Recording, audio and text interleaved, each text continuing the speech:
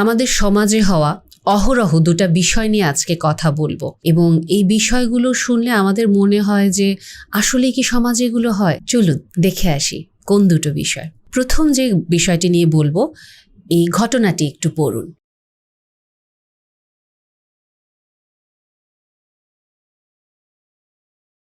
এই সিনারিওটা থেকে আমরা এখানে কয়েকটা পয়েন্ট নিয়ে আলোচনা করব। প্রথমত, খুব স্বাভাবিকভাবেই দেখুন, একটা সম্পর্কে আমরা জড়াতে পারি, কিন্তু একটা সম্পর্কে কতটুকু আমি ইনভলভ হব, কতটুকু আমি বাউন্ডারি দিব, এই বিষয়টা আমাদের মাথায় রাখা উচিত।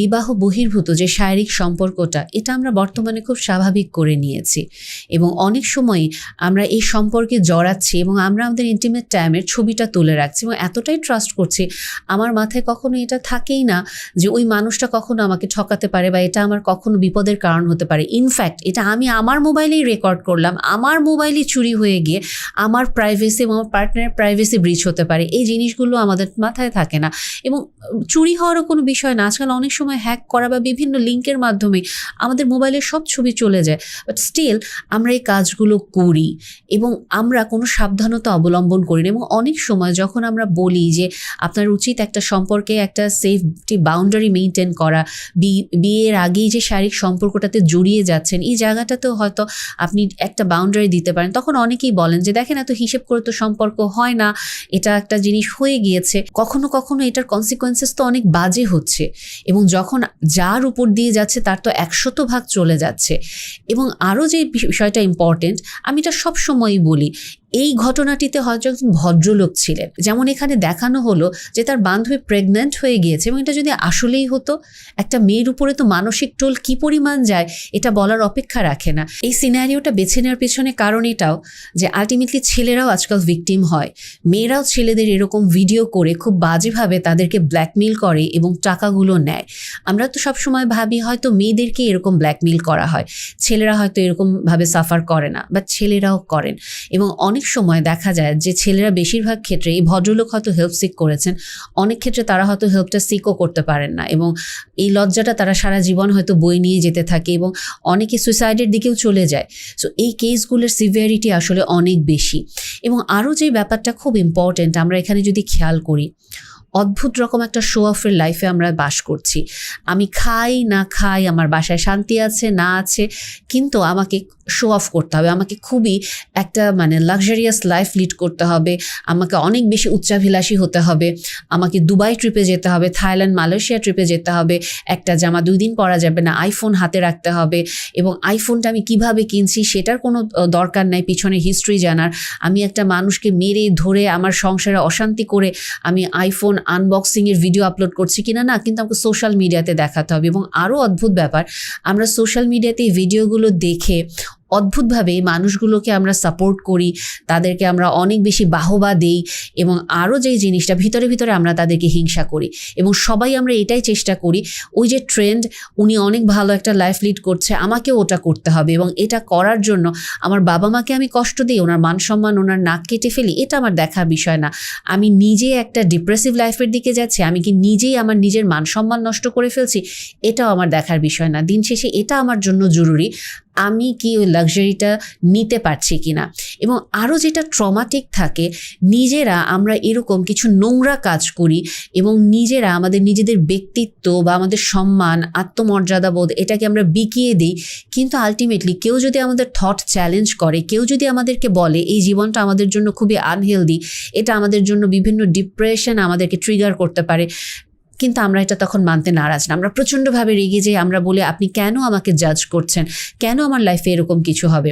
কারণ কি, একটা জিনিস আমরা যদি দেখি, এখানে এই ভদ্রলোক হয়তো নাইভ, সে কারণে উনি এরকমভাবে একটা ইন্টিমেসিতে গিয়েছেন, সাফার করেছেন, কিন্তু এই ভদ্রলোকও যদি আসলে প্রতারক চক্র হতো, ওই দুটা মেয়ের অবস্থা আসলে কতটুকু খারাপ হতে পারতো। কারণ এরকম তো হচ্ছে অহরহ। এখন জিনিসটা আপনারা বলতে পারেন যে হ্যাঁ, ওই মেয়ে দুটোও প্রতারক, ভদ্রলোকও প্রতারক, গ্রুপের 2 জনে কাটাকাটি হয়ে গেছে। বাট যদি আসলেই ওই মেয়েটা সিনসিয়ার থাকতো এবং এরকম কিছু হতো, আলটিমেটলি একটা মেয়ের লাইফের কনসিকোয়েন্সেস কী হবে। ডেফিনেটলি ভদ্রলোকও লাইফ লং একটা মেন্টাল ট্রমার ভিতর দিয়ে যাবেন। এই ভদ্রলোকও কখনো নতুন একটা সম্পর্কে যাওয়ার আগে একটা মেয়েকে কিভাবে বিশ্বাস করবেন এই জিনিসটা উনি করতে পারবেন না। সব সময় ওনার ভেতরে একটা সন্দেহ থাকবে। হয়তো উনি অনেক ভালো পার্টনার পাবে, কিন্তু উনি যদি ট্রমা হিল না করে উনি লাইফ লং ওনার বউকে সন্দেহ করে যাবেন এবং উনি কখনোই এই বিশ্বাসটা নিজের ভেতরে আনতে পারবেন না। ওনার সব সময় ভয় লাগবে এবং একটা মেয়ের জন্য এই ট্রমা তো আরও বেশি হয়ে যাবে যদি ইন্টিমেসির ফলে মেয়েটা কোনো কারণে কনসিভ করে ফেলে এবং তাকে এটা অ্যাবর্শনের দিকে যেতে হয়। কারণ এই ট্রমা আবার বিট্রেয়ালের একটা ট্রমা, জিনিসগুলো সহজ না, ওভারঅল কনসিকোয়েন্সেস। এবং এখানে আরও যে পয়েন্টটা খুব ইম্পর্টেন্ট, অনেক সময় না আমরা যখন রিলেশনশিপে ইনভলভ হই আমরা অদ্ভুতভাবে আমাদের বিচার বুদ্ধি ওই জায়গাটা না আমরা বন্ধ করে ফেলি, আমরা খুব আবেগপ্রবণ হয়ে যাই। আশেপাশে আমরা অনেক রেড ফ্ল্যাগ দেখি, এরপরেও আমরা মানতে চাই না আমার পার্টনার আমার কাছ থেকে খুব অসঙ্গতিপূর্ণ আচরণ করছে, আমার কাছ থেকে অনবরত টাকা নিচ্ছে, কিন্তু আমি ভালোবাসায় অন্ধ হয়ে তাকে টাকাগুলো দিয়ে যাচ্ছি। আমি হয়তো এটা বুঝতে পারছি ওর জীবনযাত্রার মান, ওর পরিবারের যে আর্থসামাজিক অবস্থা তার সাথে খাপ খাচ্ছে না, কিন্তু এরপরেও সে চলছে, আমার কাছ থেকেও বিভিন্ন সময় টাকা নিচ্ছে। যদি আমি দিতে না পারি, অনেক সময় হয়তো তাদেরকে তুলনা করছে যে অন্যদের বয়ফ্রেন্ড গার্লফ্রেন্ডরা তো অনেক কিছু করে, তুমি তো কিছুই করতে পারো না। এবং আপনি ভাবছেন যে আসলেই হয়তো এটা আমার অক্ষমতা, কিন্তু বিন্দুমাত্র আপনার লজিক্যাল সেন্স কাজ করছে না যে উনি আপনাকে ম্যানিপুলেট করছে, উনি আপনাকে আসলে কাইন্ড অফ আপনাকে শোষণ করে নিয়ে যাচ্ছে আপনার অনুভূতিগুলোর মাধ্যমেও এবং অন্যান্যভাবেও আপনাকে ক্রিপলড করে ফেলছে। এবং এই যুক্তিটাও যদি তখন দেওয়া হয়, আমরা চট করে মুখের উপরে বলে ফেলি ভালোবাসলে কি অত হিসাব করা যায়। একটা জিনিস কি দেখেন, ভালোবাসা তো খুব সুন্দর একটা সম্পর্ক।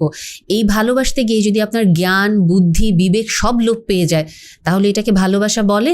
নাকি এটা আসলে খুব অস্বাস্থ্যকর একটা সম্পর্কের বন্ধন বলে, যেখানে আপনি কমপ্লিটলি একটা জম্বি বা একটা মোহগ্রস্ত মানুষ হয়ে গিয়েছেন, যেখানে আপনার বিবেক বুদ্ধি কিচ্ছু কাজ করবে না, আপনি কোনো রকমভাবে কোনো কনশাস ডিসিশন মেক করতে পারবে না। এবং আলটিমেটলি আপনি এমন একটা সম্পর্কে আছেন, আপনি কোনো কনশাস ডিসিশন মেক করতে পারছেন না, আপনি কন্টিনিউয়াসলি আপনার সঙ্গীর উপরে ডিপেন্ড করে আছেন। আপনার সঙ্গীও কি তখন আপনাকে তাহলে রেসপেক্ট করবে? ডেফিনেটলি করতে পারবে না। সো সম্পর্কে যেই সম্পর্কেই জড়াই না কেন, আমাদেরকে অবশ্যই যদি রেড ফ্ল্যাগ থাকে, আমাকে লজিক্যাল সেন্স আনতে হবে, আমাকে বুঝতে হবে, ওভারঅল চোখ কান খোলা রাখতে হবে। একটা মানুষকে আমি যদি ভালোবাসতে পারি, আমার যদি তার কোনো আচরণে খটকা লাগে, আমি অবশ্যই তার সাথে ডিসএগ্রিমেন্টে যেতে পারি, আমি আমার মতামতটাকে খুব সুন্দর ভদ্রভাবে তাকে সম্মান করেই জানাতে পারি, এটাতে ভীত হওয়ার বিন্দুমাত্র কোনো অবকাশ নেই। কেন আমি যদি তাকে আমার মতামত দিতেই না পারি, তাহলে এটাকে আসলে ভালোবাসার সম্পর্ক বলে, নাকি একতরফা শুধু চেপে যাওয়া হবে এই জায়গাটাতে? এবং এই জিনিসটা আরও বেশি কষ্টকর কি জানেন, যে এই যে এখানে আমরা কি বলবো যে মেয়েরাই তাহলে শুধু গোল্ড ডিগার, ছেলেরা কি এরকম করে না? ছেলেরাও অনেক সময় করে, মেয়েদের কাছ থেকে অনবরত টাকা নেয় এবং মেয়েরাও অনেক বাজেভাবে ভিকটিম হয়, সাফার হয়। কারণ এখানে কেসটা দেখেন খুব ইন্টারেস্টিং ওয়েতে, ব্ল্যাকমেইল তো করা হয়েছেই, প্লাস পাশাপাশি তার ভিডিওটাও তাকে দেখানো হচ্ছে এবং একই সাথে ওভারঅল আমাদের সোসাইটিতে যে একটা র্যাট রেসে আছে সব কিছুর একটা কম্বিনেশন।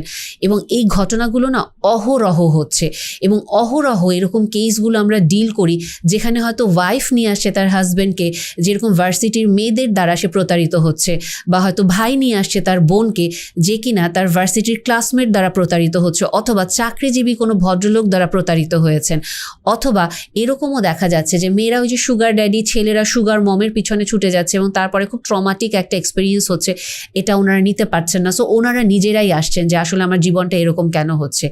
কাজেই এখানে খুব গুরুত্বপূর্ণ একটা বিষয় কি জানেন, আমার জীবন, আমার ব্যক্তি স্বাধীনতা, মন যা চাইবে আমি তাই করব, এই থিওরি আসলে খাটে না বর্তমান যুগে। বর্তমান যুগে আসলে আমি কি তাইলে কাউকে বিশ্বাস করতে পারবো না? অবশ্যই আপনাকে বিশ্বাস করতে হবে, কিন্তু আপনাকে যে জিনিসটা করতে হবে, এগেইন আমি কথাটা বলবো, মোহগ্রস্ত হয়ে কাউকে ভালোবাসার দরকার নেই, যেখানে আপনার কোনো যাচাই বাছাইয়ের বিবেক বুদ্ধি সব লোপ পেয়ে যায়, যেখানে আপনার যারা শুভাকাঙ্ক্ষী, আপনাকে যারা ভালোবাসে, যারা আপনার কাছের মানুষ, ওই সময় তাদেরকেও আপনার শত্রু মনে হয়, দেন অবশ্যই এই সম্পর্কে এবং আপনার ভেতরে কোনো একটা সমস্যা হচ্ছে। Be careful. এই সিনারিওটা আমরা এখন একটু দেখব। এই সিনারিওটাও খুব কমন একটা প্রেক্ষাপট। এই প্রেক্ষাপটে দেখেন, সন্তান বলছে আমার মাকে আমি এরকম একটা সম্পর্কে জড়াতে দেখছি। সবচেয়ে কষ্টকর জিনিস কি জানেন, এই ঘটনাটা এখন খুব অহরহ হচ্ছে। মেয়ে দেখছে বাবার মোবাইলে পর্নোগ্রাফি দিয়ে ভরা, মেয়ে দেখছে মা ওপেনলি, বাবা যখন বাসায় থাকছে না অন্য পুরুষ মানুষ ডেকে নিয়ে এসে ইন্টিমেট হচ্ছে, বাবা হয়তো অন্য কারোর সাথে ইন্টিমেট হচ্ছে, এবং মেয়ে বা ছেলে যখন এটা নিয়ে ভোকাল হচ্ছে, প্রতিবাদ করছে, তখন সে মেয়ে মা বা বাবার শত্রু হয়ে যাচ্ছে, নিজের সন্তানকে সে শত্রু সুলভ একটা আচরণ দিচ্ছে যে তোমার মুখ খোলার কারণেই আমার মান সম্মান নষ্ট হচ্ছে, তোমার জন্যই আমার সুখের সংসার নষ্ট হচ্ছে। এতদিন কেউ জানতো না, সবাই তো ঠিক ছিল। কিন্তু আমরা একটা বাড়ির জন্য এখানে চিন্তা করছি না যে এই জিনিসগুলো কেন হচ্ছে, কেন এই নির্লজ্জতা আমাদের সমাজে মারাত্মকভাবে একটা ব্যাধির মতো ছড়িয়ে পড়ছে, এবং এটা না এইডসের চেয়েও একটা মহামারীর মতো করে ছড়িয়ে যাচ্ছে এই নির্লজ্জতাটা, যেখানে একজন মা বা একজন বাবা এই নোংরা কাজ করার আগে এটা চিন্তা করে না যে আমার ঘরে একজন সন্তান আছে যার কাছে আমার মোবাইলটা ওপেনলি থাকছে, বা আমি যে ঘরের মধ্যে এগুলো করছি বা বাহিরেই আমি যে এগুলো করছি, আমার সন্তান ধীরে ধীরে বড় হচ্ছে, উঠতি বয়সে, এবং যে কোনো সময় আমি তার হাতে ধরা পড়ে যেতে পারি। এরকম অসংখ্য কেস আমরা পাই যেখানে সন্তান মায়ের কাছে মোবাইল নিয়ে আসছে, বা সন্তান বাবার কাছে মায়ের মোবাইল নিয়ে গিয়ে বলছে যে দেখো মার মোবাইলে বা বাবার মোবাইলে এই নোংরা নোংরা ছবিগুলো বা এরকম আপত্তিকর মেসেজগুলো দিচ্ছে, এবং বাবা বা মাও এটা নিয়ে কথা বলছে। আলটিমেটলি তখন যিনি স্ত্রী থাকেন বা যিনি স্বামী থাকেন প্রচণ্ড রকম অপ্রস্তুত হয়ে যান যে তার পার্টনার তার সন্তানের কাছে তাকে কতটুকু ছোট করলো। এবং আরও যেটা কষ্টকর একটা ব্যাপার থাকে, একটা সন্তানের পুরো পৃথিবীটা তখন নড়ে যায়, যেই বাবা বা মা যাকে কিনা সবসময় সম্মান করে আসছি, তার কি কদর্য, কি নোংরা একটা চেহারা আমার সামনে চলে আসলো। তাকে কি আসলে পরবর্তীতে বাবা বা মা হিসেবে সন্তানের জন্য ডাকাটা সহজ হয়? অদ্ভুত একটা ব্যাপার কি জানেন, একজন বাচ্চার তো আসলে বাবা মা একজনই থাকে, তাদের হয়তো সম্মানটা নষ্ট হয়ে যায়, কিন্তু সে কোনোদিনও তার বাবা মাকে ভালোবাসাটা বন্ধ করতে পারে না। তার মনের মধ্যে প্রচণ্ড একটা কষ্ট থাকে, প্রচণ্ড একটা ক্ষোভ থাকে যে তুমি কেন এই কাজটা করলে, কেন তুমি আমার সামনে ছোট হয়ে গেলে, কেন তুমি তোমার নিজের ওই সেলফ কন্ট্রোলটা করলে না, কেন তুমি সংসারটা ভেঙে ফেললে। আমি তো একটা পরিবার ডিজার্ভ করি, শুধুমাত্র নিজের মন মতো চলার কারণে, শুধুমাত্র তোমার নির্লজ্জতার কারণেই সংসারটা আজকে ভেঙে গেল। তোমাকে আমি ভালোবাসা বন্ধ করতে পারি না, তোমার প্রতি আমার ভালোবাসার ক্রেভিংটা কোনো দিন বন্ধ হবে না, কারণ তুমিই আমার বাবা বা তুমিই আমার মা। তোমাকে ভালোবাসা বন্ধ করাটা আমি কখনো শিখিনি, মন থেকে সব সময় তোমার প্রতি আমার ক্রেভিং কাজ করবে, কিন্তু আমি কাছে যেতে গিয়েও তোমার কাছে যেতে পারবো না। আরও সবচেয়ে কষ্টকর হয় যখন সন্তান বুঝতে পারে বাবা মার এই নোংরা কাজটা ধরার পরে আমি আসলে বাবা মার শত্রু হয়ে গিয়েছি, এবং বাবা মা সব কিছুতে আমাকে হিংসা করছে, বা সব কিছুতে আমাকে তাদের একটা শত্রু বা প্রতিপক্ষ হিসেবে দাঁড় করাচ্ছে। সন্তান এটা বুঝতে পারে, কিন্তু তার মন মানতে চায় না, বিভিন্ন রকমের যুক্তি দিয়ে সেটা ঢাকার চেষ্টা করে। কোনো দিন আস্তে আস্তে করে হয়তো সে তখন রিয়েলাইজ করতে পারে একদিন যে আসলে জিনিসটা এরকম। তখন যদি কেউ তাকে ধরিয়ে দেয়, তাকে বাধ্য হয়ে জিনিসটা মেনে নিতে হয়, অথবা সে জিনিসটা বোঝে মনে মনে, কিন্তু এটা কোনো দিন সে ফেস করতে চায় না। এটা সব সময় সে চায় এক কাকের মতো আমি চোখ বন্ধ করে রাখবো এবং আমি ভাববো আমাকে কেউ দেখতে পাচ্ছে না।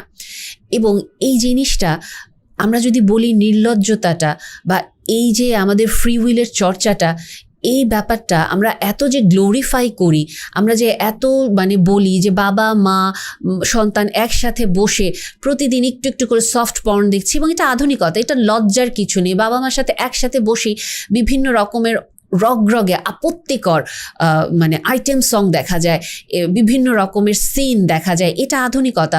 আমরা খুব ওপেন একজন আরেকজনের সামনে।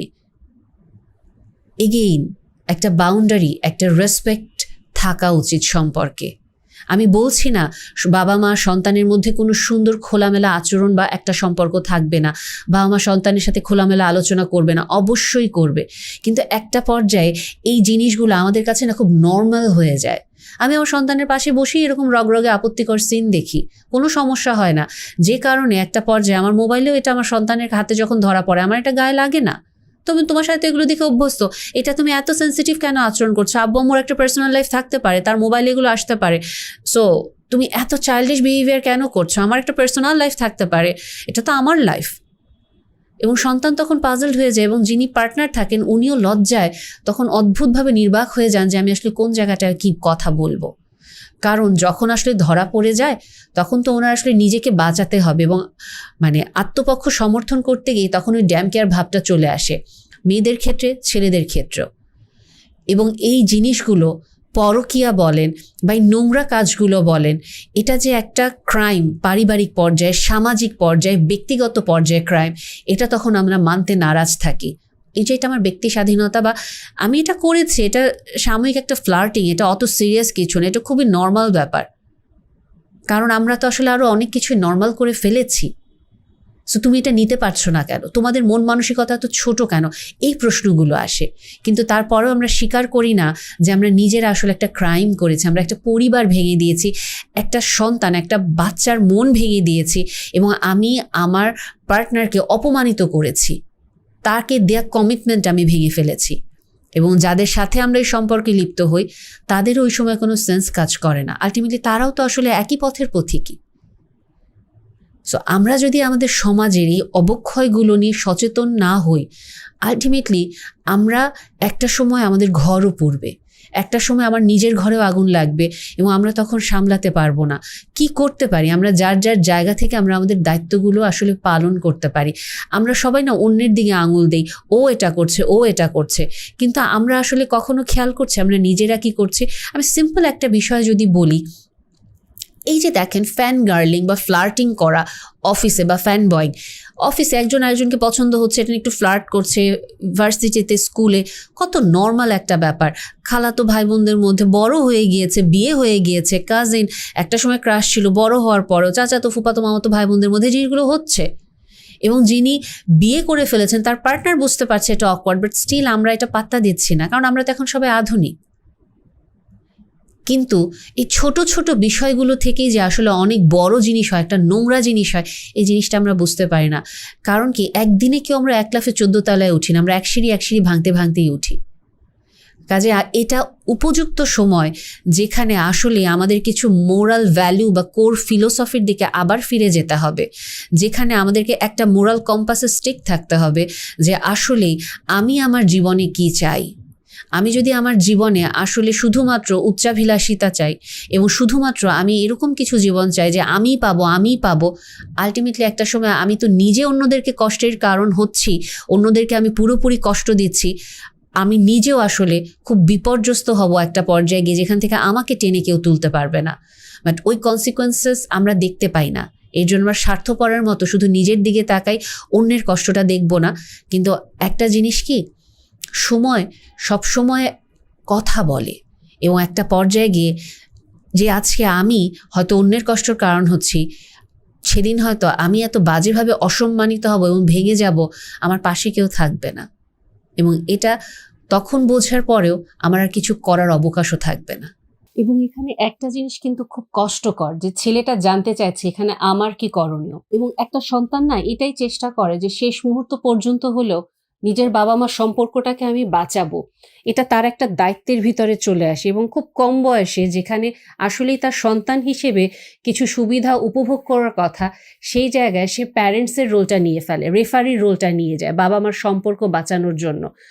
জাস্ট একটা জিনিস কি, আমাদের সন্তানদেরকে এখানে বুঝতে হবে যে আমাদের বাবা মা আসলে এতটা নির্লজ্জ হয়ে গিয়েছেন এবং এতটা স্বার্থপর হয়ে গিয়েছেন, যেখানে ওনার এই পরকীয়া করতেও কোনো রকম কোনো অস্বস্তি বোধ হচ্ছে না, এবং এই সম্পর্কটা বাঁচানোর জন্য আসলে আমার হাতে আর কোনো কিছু করার নেই।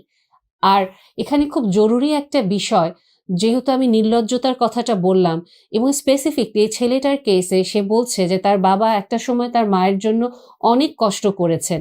এই কৃতজ্ঞতা বোধটা যদি না থাকে, একটা পরিবারে যদি এই টিম ওয়ার্কটা না থাকে, একটা আন্ডারস্ট্যান্ডিং, যদি শুধুমাত্র নিজের ভালো থাকার স্বেচ্ছাচারিতা থাকে, যে আমি কি পেলাম না এই হিসাবটা, কিন্তু আমি কি দিয়েছি এই হিসাবটা না থাকে, আসলেই স্বামী স্ত্রীর সম্পর্কের মধ্যে না তখন সন্তানরাও কিছু করতে পারে না। দিন শেষে সন্তানরা শুধু এটাই মনে করে, আমার ব্যর্থতার কারণেই হয়তো বাবা মা আলাদা হয়ে গেল, আমি হয়তো আরো কিছু করতে পারতাম। কিন্তু এখানে আমাদেরকে এটাই শিখতে হবে বা এটাই বুঝতে হবে, জীবনে কখনো কখনো কোনো জায়গায় আমাকে থামতে হবে, আমার কিছু সীমাবদ্ধতা আছে, আমি সব সময় সব কাজে আমি সফল হব না। একটা মানুষকে যেমন এটা শিখতে হয় কাজটা কখন শুরু করতে হবে, একটা মানুষকে এটাও শিখতে হবে জীবনে কখন থামতে হবে। এবং আমাদের সংসারগুলো আমাদের এই যে অকৃতজ্ঞতা বোধ এবং নিজের ইচ্ছা মতো চলার একটা খেয়াল খুশি, বা শুধুমাত্র এই হিসাব আমি কি পেলাম, এটার কারণে এই সংসার আরো ভেঙে যাবে। এবং বাচ্চারা যারা থাকবে তারাই সাফারার হবে আলটিমেটলি।